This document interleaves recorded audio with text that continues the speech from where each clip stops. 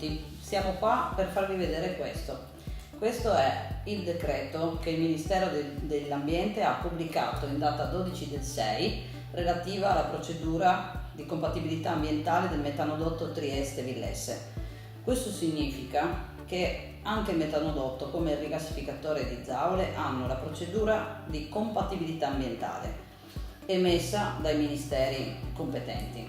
Il decreto contiene la bellezza di 58 prescrizioni dalla Commissione Tecnica di Verifica dell'Impatto Ambientale, 17 prescrizioni del Ministero dei Beni Culturali e 52 prescrizioni emesse dalla Regione Friuli-Venezia Giulia. Ora, la Regione si è sempre dichiarata contraria al progetto del rigassificatore di Trieste e così contraria anche al progetto del metanodotto. La Presidente di questa Regione fa anche parte della segreteria del PD.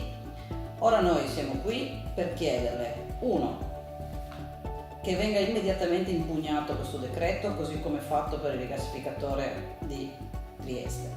Due, che visto che fa parte della commissione, cioè che visto che fa parte della segreteria del PD, vada a Roma a battere i pugni per chiedere conto di questo decreto emesso. 3, che in conferenza dei servizi, che sarà il prossimo passaggio, la Presidente dica no a questa cosa, come ha detto di voler fare per il rigassificatore. Abbiamo depositato un'interpellanza urgente in merito alla volontà della Giunta regionale su questa cosa e se non basterà, depositeremo anche a fine mese un IRI a riguardo.